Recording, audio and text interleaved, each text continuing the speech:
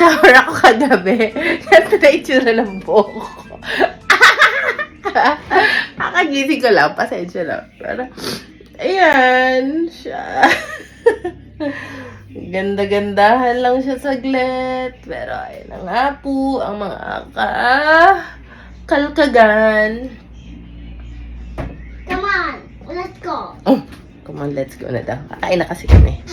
So, ayun na nga po, tapos na ang hiram na sandali na mayroong maayos na buhok ang momshi nyo dahil balik, Bruhilda na naman siya. For lunch, meron kami ditong morcon, ampalaya, nagluto na rin siya ng pork steak, which is uulamin naman namin yun mamaya for dinner. So, para mamaya hindi na siya magluluto. Tapos na kami lahat kumain nito, kaya naman nagdinis na nga ako dito sa kusina. Alam mo, hindi pa ako natapos mag-mop dito si Kowa. Naalala niya kasi na nagsabi ako sa kanya kahapon na meron akong surprise sa kanya. Pero hindi ko na napigilan. Sinabi ko na meron akong biniling grapes para sa kanya.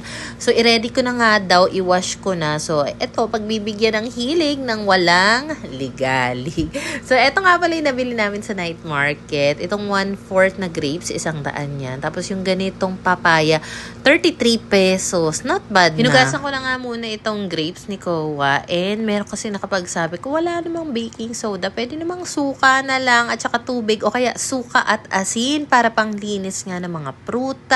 So, ang gagawin ko dito, after ko siyang mailagay dito sa mangkok, maglalagay ako ng suka para hindi mapanis. Hindi.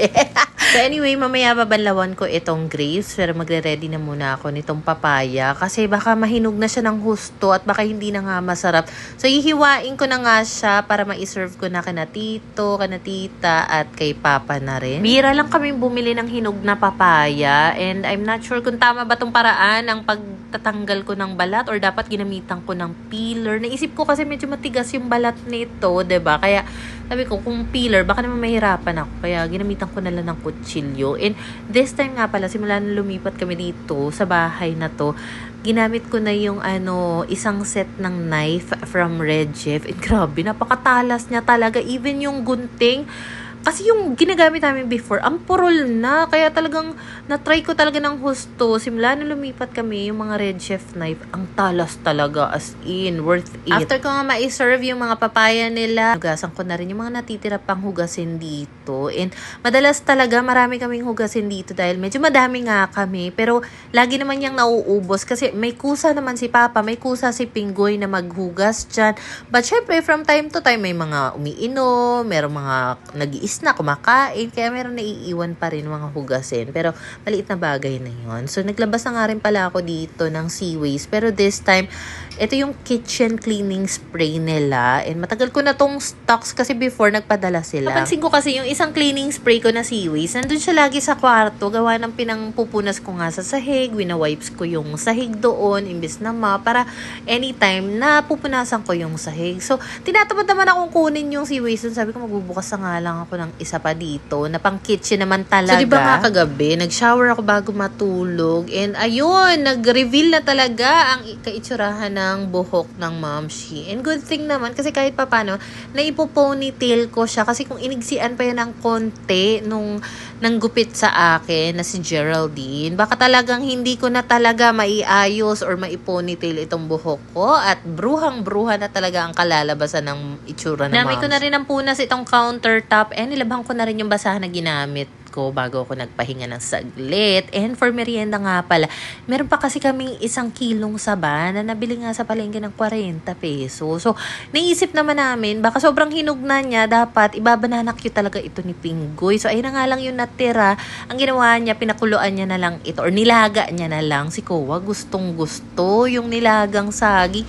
I think naka-4 yata siya. Sa totoo lang, mas gusto ko talaga na real foods yung kinakain namin kaysa sa mga processed food. Kasi sa totoo lang naman, kapag gusto mo na mabilisan, yung convenient, talagang aasa ka talaga sa kung ano yung mabilis lutuin, mabilis bilhin, 'di ba? Orderin. Pagkatapos kung maligo, ito naman yung aasikasuhin ko. Magpapalit ako ng bedsheet at paglalabhan ko na nga itong mga punda, kumot.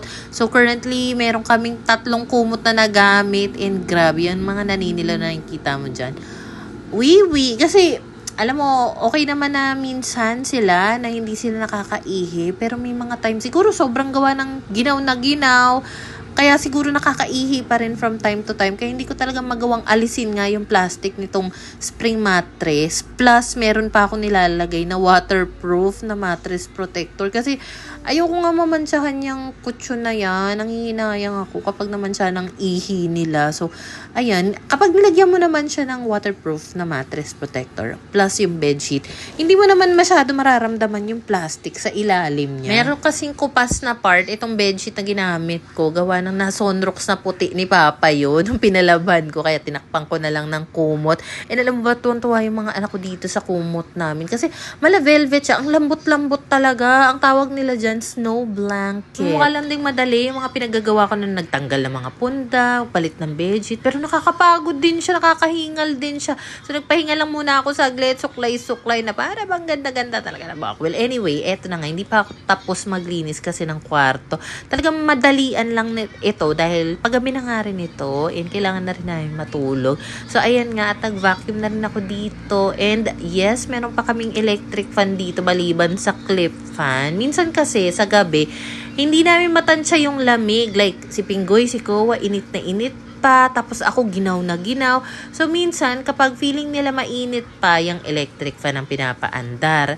Tapos, kapag hindi naman OA sa init, pero gusto nila ng extra lamig, pinapaandar yung clip fan naman. So, meron ako lagi ditong wipes na Neo's wipe, yung wet wipes na malaki, plus yung Seaways nga, para kapag kailangan ko magpunas dito sa, sa hinga namin, anytime magagawa ko siya dahil andyan lang, ewan ko na lang talaga pag tinamad ka. Kasi pag mop, minsan, from kusina, ayoko nang dalhin pa siya papunta sa sa kwarto. So, wipes na lang, tapos isprayan ko na lang ng cleaning solution. Carry na. Medyo hindi rin ako nagpagod today dahil nga parang wala ako sa mood magkikilo. So, ang ibig sabihin nito, bukas na naman ako magpapagod. So, ganyan nga pala yung itsura ng kwarto bago kami matulog. Ayan lang muna for today's video.